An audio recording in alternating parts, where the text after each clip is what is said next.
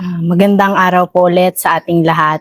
Magpapakilala po ako ulit si Lieutenant Bromeo na TMO Officer ng 21st Infantry Invincible Battalion. And kasama po natin ngayon ang Barangay Captain ng Barangay Siit Lake Poblacion.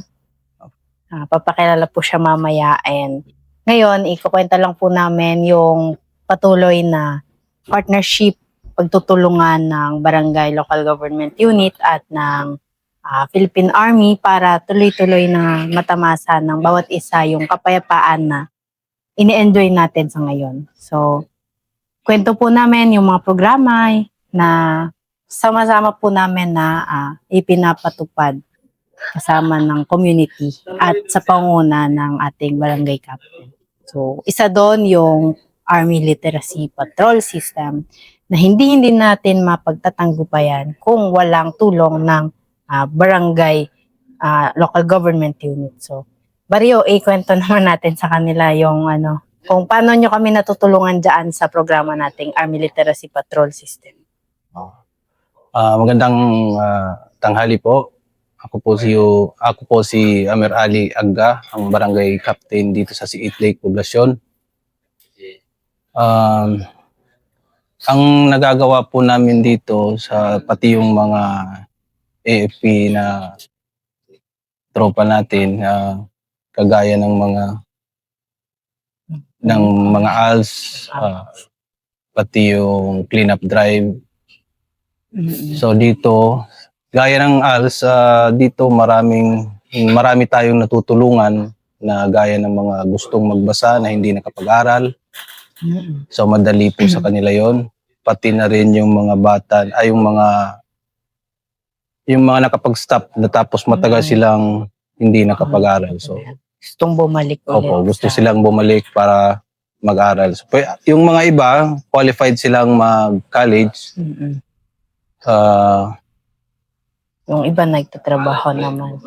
Yung iba rin kasi nagtatrabaho kaya hindi rin makapag-aral. So, malaking tulong po ito sa kanila. Galing na rin sa atin sa mga AFP sa program nila.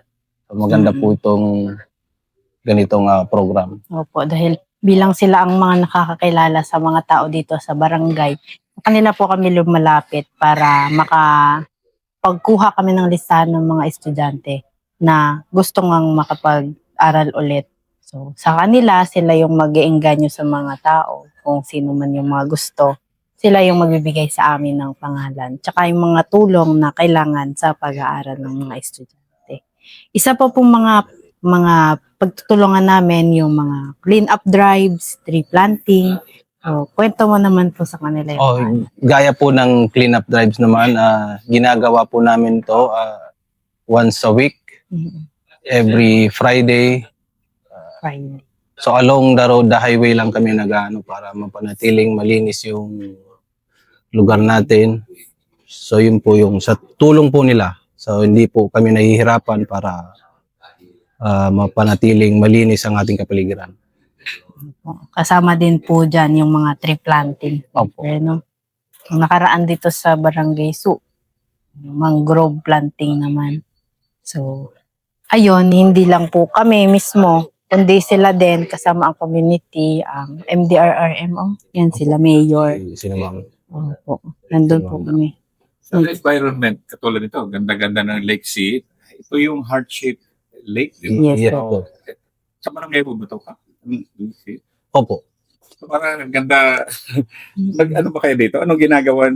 And then, dito kami, dinudungawan lang ng kampo na ito itong lake na ito na napakaganda eh. Anong ginagawa nyo rin dito para ma-preserve yung environment na ganito kaganda? Ayun po, kaya nga sabi namin, palagi po kami nag-clean up drive dyan sa paligid ng opo.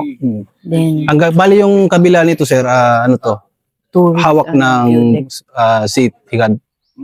So bali hanggang dyan lang po tayo sa may after lang ng Kuatil na yan. Yung after ng Charlie Company. Yes, sir. Kailan sa company, sa barangay level, yung katulad ni Lieutenant Bromeo na teniente, na kita nyo na, masigasig din sa kanyang trabaho ba? Opo. Anong kanyo rin? Ano yung appreciation nyo sa kanila? Katulad niya? Napaka-aktibo po nila. Ah, at ano po, malaking sa amin na tulong sa amin na hindi kami nahihirapan dahil sa tulong ng ating lalo na sina Ma'am Borromeo. So, yun po. Na kung iba rin kasi ang military kasi talagang bubuhusan kayo ng focus ng military. Talagang buhos din talaga na tulong, tuloy-tuloy din. Yes, sir. Pati nga po, pag-jogging, minsan nakakasama na din namin sir. Nakakasalubong din namin. Every morning. Walking, jogging. Pag umaga, sir. Example, yung mga barangay barangay council, ganyan na, masama sa jogging. Opo. Opo. Sila bari. Ganun naka-peaceful yun. Ganon ka-peaceful na po ngayon. Hindi po kagaya nung dati. Parang pag pumunta ka dyan sa kabilang baryo na mahirap eh. Pag nakita ka nila, like mga gabi, parang iba agad ang maiisip nila. So kami, umaga, nagja-jogging every morning. Pag Ramadan po, nagagawa namin gabi. So lumiikot po kami hanggang Barangay City God, paminsan dito sa Barangay ng Tina. So wala na, peaceful po. Hindi na po kagaya ng dati. Kasi si father mo, 9 years na barangay captain. Pero Opo. sa kanya kasi, ang minana mo sa kanya kapayapaan eh. Kasi noong panahon niya, kaguluhan, nadaanan ng Opo. father mo yung gulo. Yes, sir. And then as much si Lieutenant Borromeo, pagdating niya dito, medyo, pareho kayo na pumasok na doon sa ganito na kapayapaan. Which is, medyo mas malaking challenge actually na siguraduhin na wala na ulit puputok ng barilan. Kung kaya lang, di ba, na magbarilan. So, ano yung mga pangarap mo, Kap, bilang first termer ka eh? Ano yung mga Yes. pangarap mo na programa na gawin pa ng military at kayo? And even support ng government para tuloy-tuloy pa yung ganito na kaya mamuhay sa ganito na wala kang iniisip na gulo. Ano yung mga programa mo, Kap, pa na sa tingin nyo, magtutulong pa kami na military? Okay.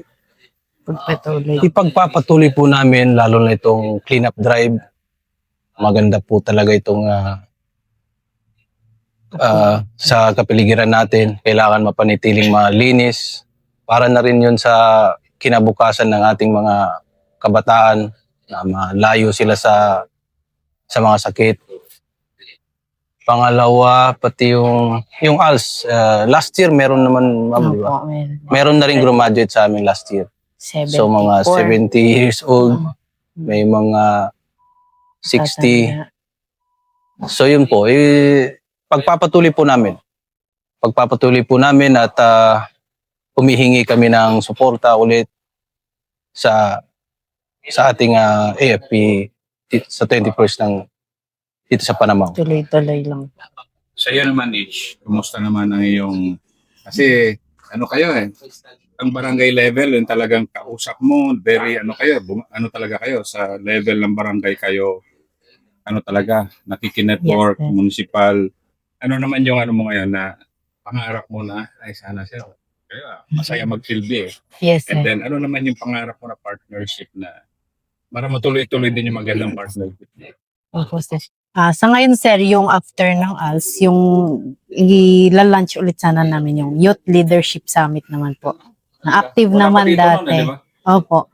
Bali, ngayon, parang i-activate ulit para mas ma-empower po ang community na, yan, sisimulan ng mga kabataan dahil alam nila yung kahalagahan, mga paglilinis sa kapaligiran, yung pag-aaral. So, para po ma-empower ang lahat, simulan po natin sa kabataan. So, yun po yung, supportive naman po yung community, lalo na ang mga paaralan dyan na pag hiningan mo po talaga na mga participants ng suporta, talagang actively nagsusupport din po sa kanila, sa amin. So, ayun po. Kasi parang hindi pa naman nagawan wala pa namang Youth Leadership Summit dito. Wala pa. No? Meron na. Wala po nitong nakaraang taon, pero last time po sa first district ng Sulu, meron po. Pero dito, hindi pa siya ganun ka-active na activity. Hindi naman. I mean, it's an honor na may pakita natin, lalo na sa ating mga kababayan dito man sa Pilipinas and abroad na Yung katulad nyo, clean up drive. Yung, makita nyo ito yung isa sa mga tourist attraction. Nasa likod nyo. Yung isa sa mga tourist attractions na minemaintain ng barangay ni Cap at nakikipagtulungan yung military, specifically yung 21st Infantry Battalion. And halos tanda ka ng kaunti kay Ish, pero yung kabataan na ganito na energy, maganda talaga na na-maintain para sa inyong Yes, sir. barangay and bayan. Maraming salamat. Thank you. Salamat. Kanina sabi niya,